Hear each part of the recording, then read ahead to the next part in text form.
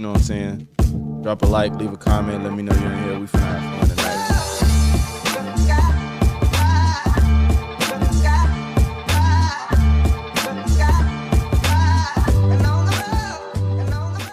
What down, y'all? It's Logic's back with another one. Today, we're going to look at a video about why DEI is dangerous for gaming. Of course, on this channel, y'all have already seen, I've talked about DEI and what it's done for the movie scene and video games. We had a couple videos on it, so I figured why not keep going into this. This is a content creator named Pata. I think he's relatively new, but this video seems to be pretty popular amongst the gaming sphere, and I am interested to see what he has to say about the whole DEI thing and its effect on gaming. I don't know anything about this video. I don't know where it's going to end up or what he feels about it, but he says why it's dangerous for modern gaming. Before we get into the video, make sure you leave a like, comment, sub, if not one, then all three. Now, let's get into it. What's wrong, little one? My video. Watch my video. Watch my video. That's funny. What's your name? Pata. You're quite the fighter, Pata. Come, let me help you. First of all, great editing so far. Whoops. Pretty, isn't it?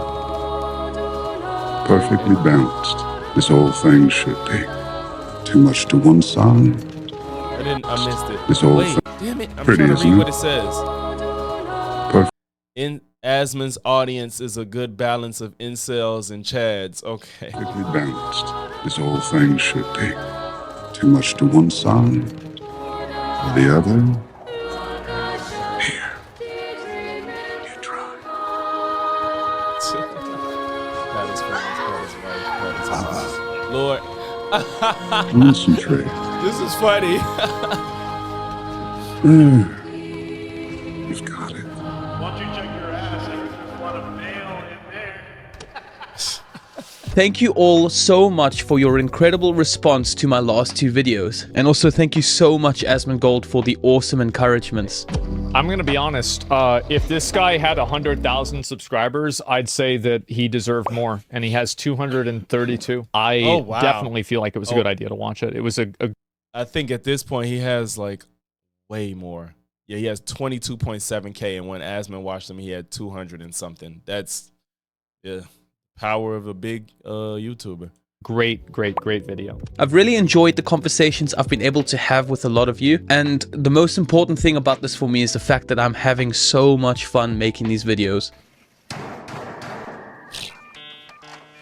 Today, I want to dive into something I believe is very important, something that I didn't touch on in my previous videos. I've always believed in challenging my own views, playing devil's advocate against myself, and taking time to look at issues from multiple perspectives. That's why I held off on talking about this. I just really wanted to make sure I approach this topic carefully. I wanted to ensure that I have all the facts straight and that I represent the casual gaming community well. We're diving into a topic that's been stirring up quite a bit of controversy in the gaming world: DEI, or diversity, equity, and inclusion. For some, DEI is viewed as a positive step towards inclusive environments. However, others argue that it can actually stifle creativity and innovation in the industry. Today, I do think that that's like there is a balance, and like just I know he's talking about incels and chads with Asmon's audience, but I think there is a balance. Like I even said the last time we talked about this, I was like, you know, there's points where like The Last of Us Part 2, I think they did too much with DEI. Like the woman that you play as is stronger physically, more dominating looking than all of the men around her, as if they don't eat rations, but yet this young adult girl is stronger than all the men. She has the ability to punch out the zombies while the men can't do that. Or, you know, the fact that she and just simply the fact that even the actress, the body model for Ellie's girlfriend, they like made her look more masculine, like they reduced her breasts and broadened her shoulders and stuff. And, you know, she looked way more feminine in real life. It's just things like that. So it's just little things like that where you force things that don't have to be done. and you can still tell a good story, it's just like, come on, bro. You don't have to do that. It's just it's annoying when you sacrifice a lot when you do stuff like that. Today, I want to explore why DEI might pose to be dangerous for video games and the industry as a whole. This isn't just a surface level concern. It's a systemic issue that demands our attention and critical thinking. Before diving into its direct impact on games, we need to first understand how it's shaping the gaming industry itself. To start, it's essential to understand what DEI and that was one of them too. I like the Fable girl. I don't think that every woman has to be the most beautiful, attractive, universally, generally accepted as attractive character. But when I saw her, I was like, I feel like they went out of their way to make this person look unattractive. I don't know what the real model looks like for this. Maybe she's attractive, or maybe that's how she looks and that's who they chose. But I don't know. It just felt out of place to just make somebody extremely unattractive. And I don't know who at all that appeals to. I think even people that may be conventionally unattractive in the real world, they don't feel that way about themselves on a broad scale. And even if they did, that doesn't mean when they see somebody that's unattractive in a video game, they're like, I'm glad they put somebody unattractive in a video game because I'm conventionally unattractive. I think that's weird. I don't think anybody, if they want to feel like they're in a game, I don't think being unattractive is one of them. And I think that it's kind of obvious that the Fable character was conventionally unattractive, and it just felt weird. It just felt forced. Because like I said, I don't think that this is not a thing. I think that sometimes it's pushed way more than it needs to be in some conversations. The gaming industry itself. To start, it's essential to understand what DEI initiatives aim to achieve. Put this stuff up to your higher-ups, and if they don't see the value in what you're asking for when you ask for consultants, when you ask for research, go have a coffee with your marketing team and just terrify them with the possibility of what's going to happen if they don't give you what you want. At their core, these initiatives seek to create inclusive environments by addressing historical injustices and ensuring diverse representation. While I do believe that the intentions behind DEI are often noble, the implications can be quite serious. Many organizations, including game developers, have implemented DEI programs or have outsourced DEI consultants hoping to create more equitable workplaces. However, these efforts can inadvertently lead to divisive environments, where the focus on diversity usually overshadows other critical values like creativity and innovation. While it is important to acknowledge the lasting impacts of discrimination, there are also many examples of individuals who've overcome these obstacles through hard work and resilience. Figures like Frederick Douglass and Martin Luther King Jr. championed a vision where people are judged by their character, not their skin color, advocating for equality of opportunity, where success is based on merit, not race, gender, or background. I think that most people agree with that. Like, I can't say nobody, but the majority of people are not asking for equality of outcome. Most people are asking for equality of opportunity. I do know that there's a fringe on the left that asks for equality of outcome, which is fucking stupid. Opportunity is what everybody needs. And sometimes you do have to tip the scales to give people an opportunity, not an outcome. The way history has guided us, you have to tip the scales in some instances to get an equality of opportunity. Equality of opportunity ensures that everyone has the same starting point and access to resources, allowing them to reach their full potential based on their own efforts. However, DEI often shifts the focus to equality of outcome, aiming to ensure similar results for everyone, regardless of individual effort. This shift can have significant implications. I just hope he has examples. I would need an example to accept this premise. For the gaming industry and beyond.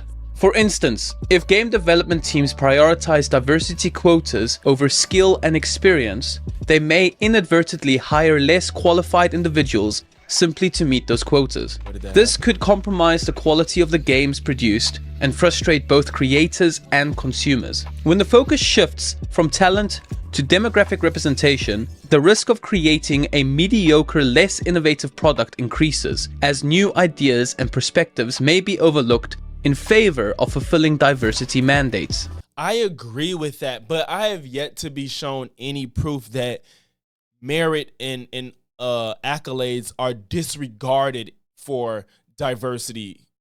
I have never seen that, and I think that's where this conversation gets disconnected, because I don't want to jump the gun on him.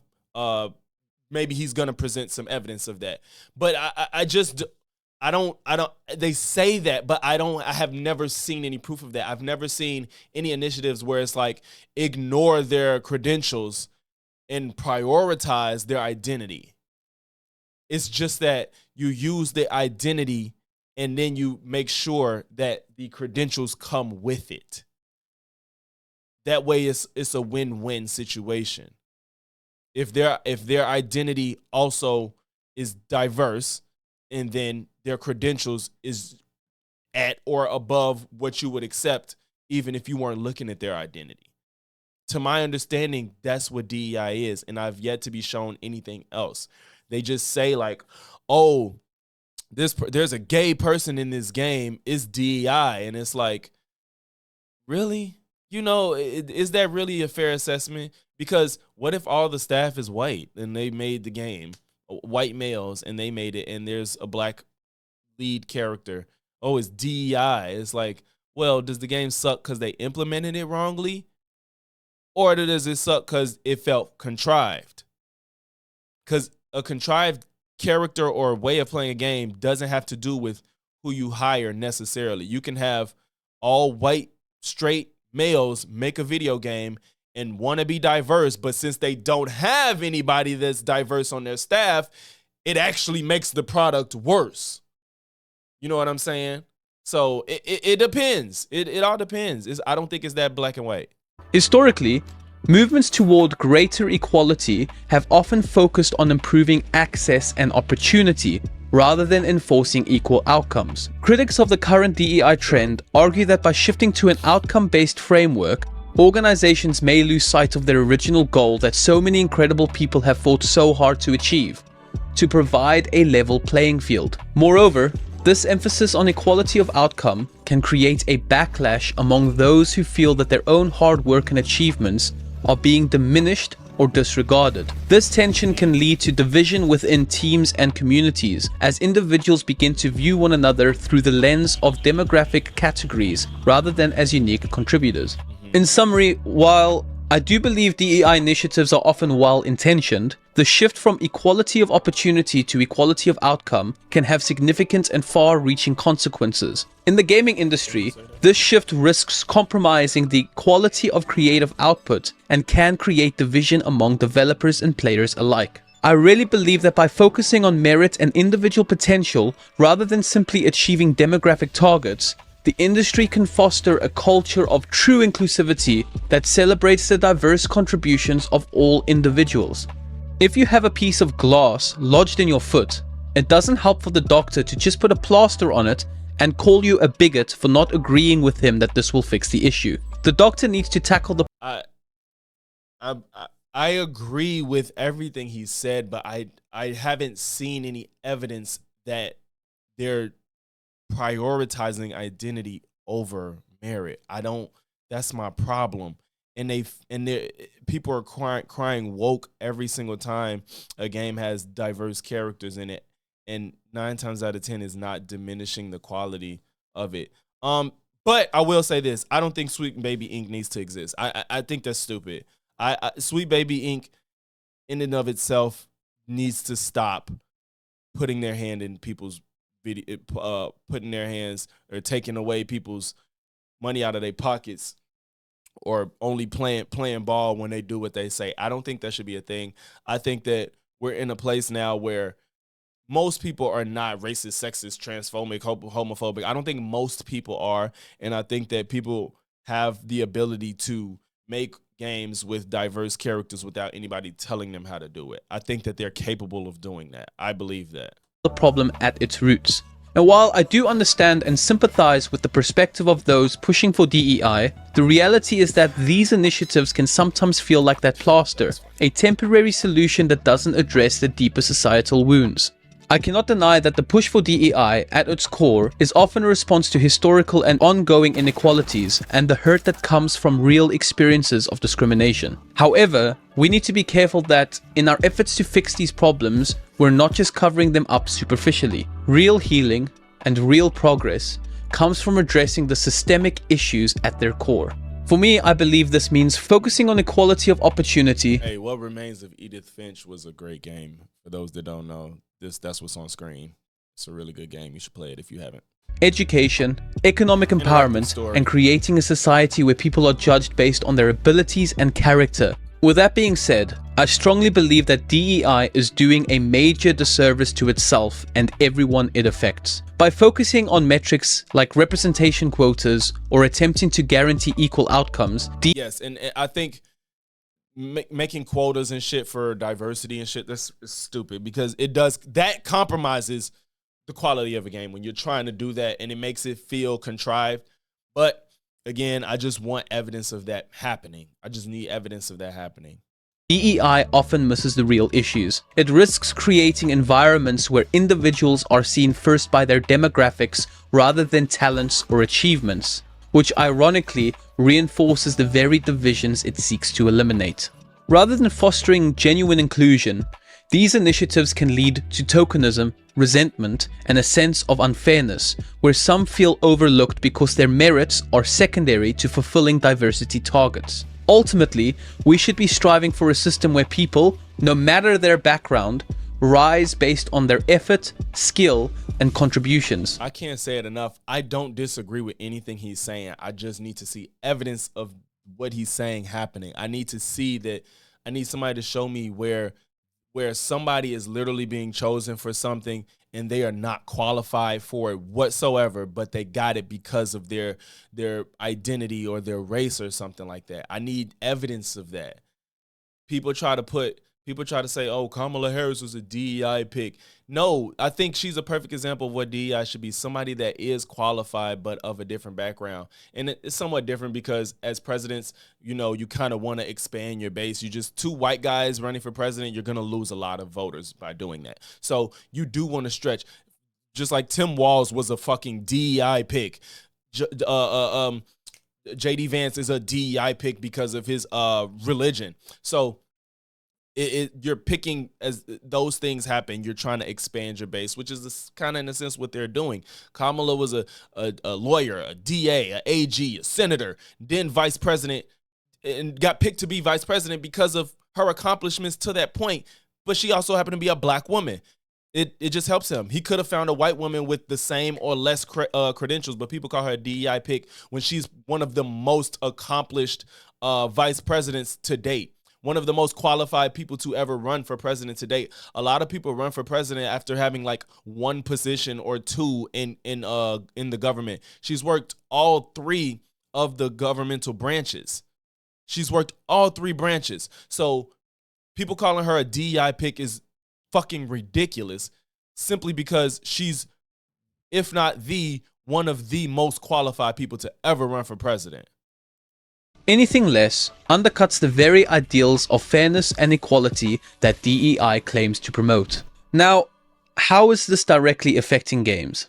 As we consider the implementation of DEI initiatives, we encounter significant risks within the gaming industry. One major concern is the creative limitations imposed on developers. When narratives prioritize political correctness over authentic storytelling, we risk alienating players who seek immersive experiences. A case in point is The Last of Us Part 2, which... Oh my God. I don't know what he's going to say, but I said it. The Last of Us Part 2 is a good example of just trying to do too much and it doesn't feel authentic. That now, when I say I need an example, I feel like I don't know who they hired to do that. I feel like Neil Druckmann he's the creator of the last game. So he just kind of, I don't know I need to see if Sweet Baby Inc. had a hand in this, because a lot of people are blaming Sweet Baby Inc. for all of this shit. I don't know if they had a hand in this, but we'll see. But Neil Druckmann really got on his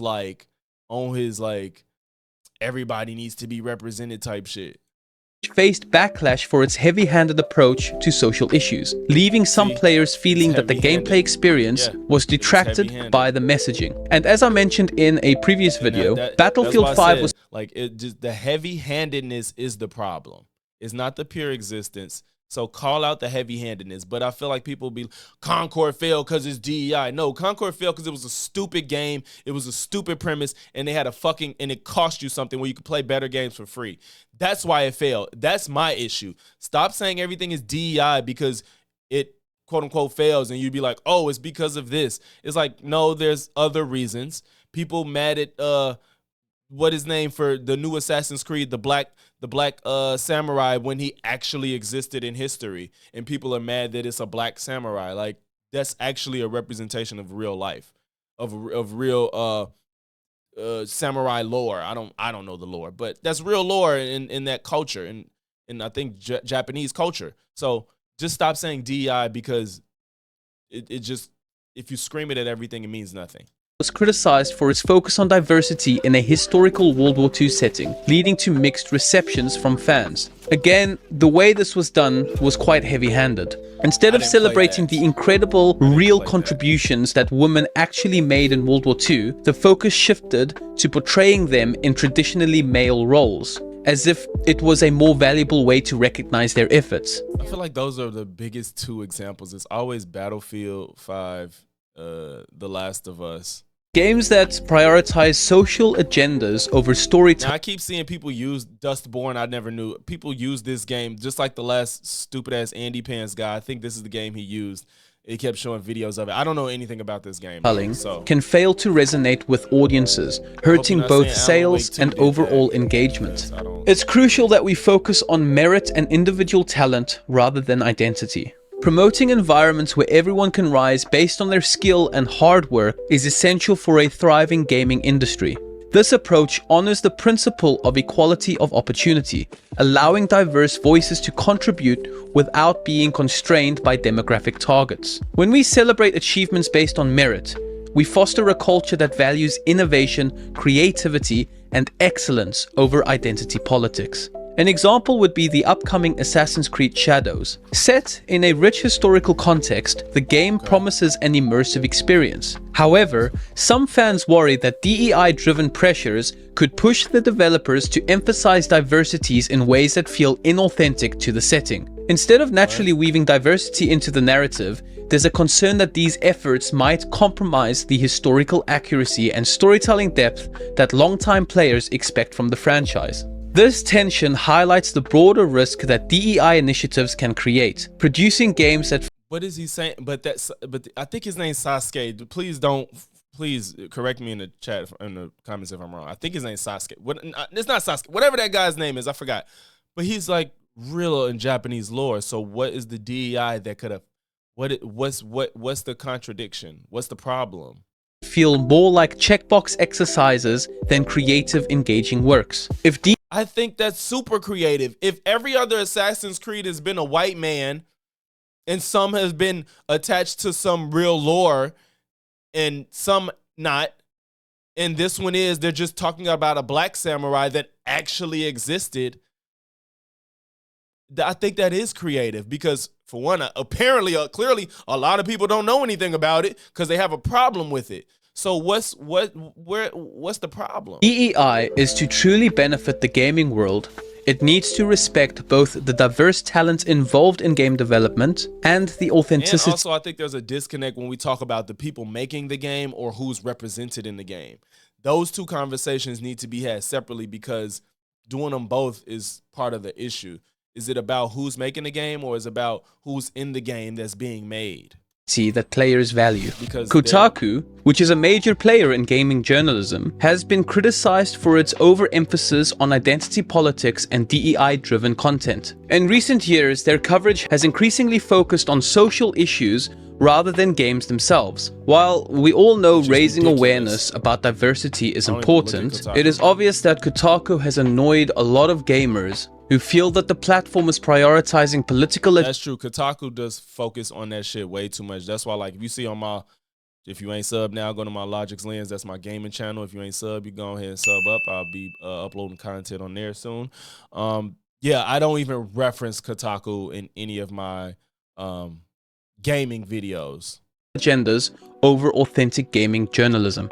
This has led to the loss of credibility among gamers, developers, and content creators who are looking for insightful reviews and industry news, not lectures on social justice. Another prime example of this is Sweet Baby Inc., a consulting firm hired by Ubisoft to handle narrative development for their games. Sweet Baby Inc. is a DEI-focused company that promises to bring underrepresented voices to the forefront of gaming narratives. While this sounds like it could be a positive step, I just don't think they're necessary. I think that these developers can do that on their own. I don't think they need any advice or anything like that. And I do think it's kind of ridiculous that I think that, especially like after this election and stuff, I think a lot of that shit is gonna slow down. Like, stop reaching. Nobody is pissing people off. Nobody needs advice on how to make your game diverse.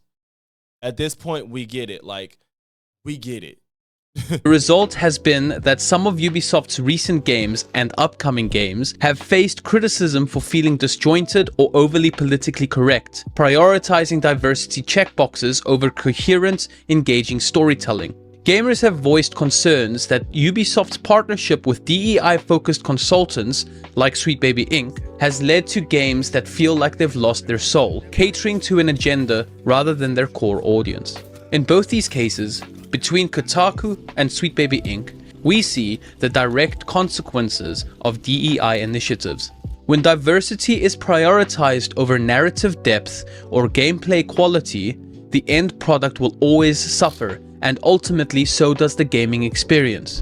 I am the crazed CEO of Sweet Baby Inc., the DEI-obsessed censorship mafia who is currently ruining and wokeifying all of the video games that you've ever played. One of the frustrations with how DEI is often implemented in gaming is that it can feel condescending, as if the people pushing these mandates assume that gamers like me lack the intelligence or critical thinking to engage with complex social themes on our own. It sometimes comes across as though we're being spoon-fed ideas in the simplest, most heavy-handed ways. It's almost like they're treating us like toddlers in a preschool rather than I had this game when I was a shorty. Oh, wow. This Rugrats game, this game was hard as hell, too. This and Toy Story. Toy Story was hard. Man, I might play that shit on some, Retro Wednesday. being a community filled with diverse, thoughtful players. Take, for example, the Apex Legends Season 12 trailer, which showcased non-binary and LGBTQ+ characters. While I can understand you're trying to create representation, many players felt that these additions were more about marketing tactics than natural character development. It does. That looks forced because those characters just don't even look like anything from the Apex world. And I can admit that those characters, they don't even look tangential to Apex. While I can understand you're trying to create representation, many players felt that these additions were more about marketing tactics than natural character development. And then it's exaggerated by their look, you know. This tick-the-box approach not only feels disingenuous, but can detract from the immersive experiences that games are supposed to offer. It doesn't look transitioning. That was sort of hard. In conclusion, if she's really talking about transitions, that could be out of context. I don't know. If she's talking about transition medically, that's fucking ridiculous. That's ridiculous. While DEI may have well-meaning intentions, its execution almost always misses the mark. As casual gamers, developers, and content creators, we must critically assess these initiatives and recognize their potential harm to the industry we love. The shift from equality of opportunity to equality of outcome risks stifling creativity, alienating players, and ultimately harming the quality of games. Let's foster a culture that values individual talent and creativity over identity politics. By doing so, we can ensure that the gaming industry continues to innovate and thrive without being hindered by divisive narratives. Guys, thank you so much for watching and listening to me meander about DEI and my perspective of it. I really appreciate it. If you found this discussion valuable and would like to see more or hear more from me, please do subscribe. Also, do let me know your thoughts in the comments as well. How do you feel about DEI in gaming? Again, all right, y'all. I mean, no, that was a good video. I don't have a problem with it. I felt like he was repeating himself, like at the same time trying to describe the difference between equality of outcome and equality of opportunity, and with what DEI can do to video games if implemented incorrectly. And I don't disagree with any of it. That's the thing. I don't even disagree.